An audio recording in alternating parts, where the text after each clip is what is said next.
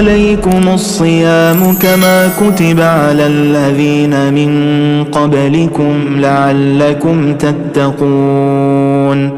السلام عليكم ورحمة الله وبركاته.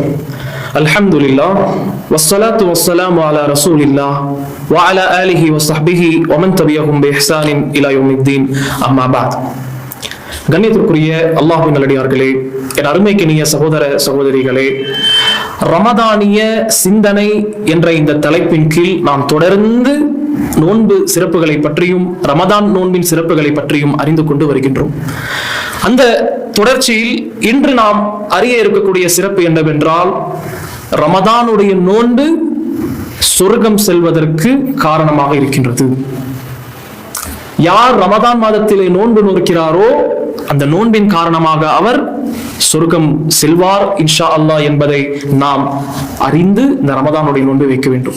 நபிகள் நாயகம் ஸல்லல்லாஹு அலைஹி வஸல்லம் அவர்களிடத்திலே ஒரு நபி தோழர் வருகை தந்து கேட்கிறார், யா ரசூலல்லாஹ், அல்லாஹ்வின் தூதரே, அரஐத இதா ஸல்லைத்துல் மக்தூபாத், நான் கடமையான தொழுகைகளை நிறைவேற்றி வஸும்து ரமதான, ரமதானுடைய நோன்பை வைத்து வஅஹலல்துல் ஹலால வஹர்ரம்துல் ஹராம, அல்லாஹ் ஹலால் ஆக்கியதை ஆகுமானதாக ஆக்கியதை ஹலால் என்று ஏற்று நடந்து, இன்னும் அல்லாஹ் ஹராம் ஆக்கியதை தடை செய்ததை ஹராம் என்று ஏற்று நடந்து, அதை விட வேற எதையும் நான் செய்யாவிட்டாலும் அதுகுலுல் ஜன்னா, நான் சொர்க்கத்தில் நுழைவேனா என்று நபி ஸல்லல்லாஹு அலைஹி வஸல்லம் இடத்திலே அந்த நபி தோழர் கேட்க நபி ஸல்லல்லாஹு அலைஹி வஸல்லம் அவர்கள் கூறினார்கள், ஃபகால நபியு ஸல்லல்லாஹு அலைஹி வஸல்லம் நஅம், ஆம், நீ சொர்க்கம் புகுவாய் என்று அல்லாஹ்வுடைய தூதர் ஸல்லல்லாஹு அலைஹி வஸல்லம் சொன்ன இந்த செய்தி முஸ்லிமிலே பதிவு செய்யப்பட்டிருக்கின்றது. ஜாபிர் ரலியல்லாஹு அன்ஹு அவர்கள் இந்த அறிவிப்பை நமக்கு அறிவிக்கிறார்கள்.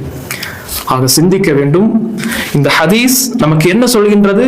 ஒருவர் ஐவேளை தொழுகைகளை பேணி நடந்து சரியாக நிறைவேற்றி ரமலான் மாதத்தின் நோன்பை வைப்பாரு என்றால், இன்னும் அல்லாஹ் ஹலால் ஆக்கியதை ஹலால் என்று ஏற்று நடந்தும் ஹராம் ஆக்கியதை ஹராம் என்று ஏற்று நடந்தும், அதாவது அல்லாஹ்வுடைய கட்டளைகளின் அடிப்படையிலே வாழ்க்கையை அமைத்து ஒருவர் இப்படி மரணிப்பார் என்றால் அவர் சொர்க்கம் செல்வார் என்பதை இந்த ஹதீஸ் நமக்கு விளக்குகின்றது.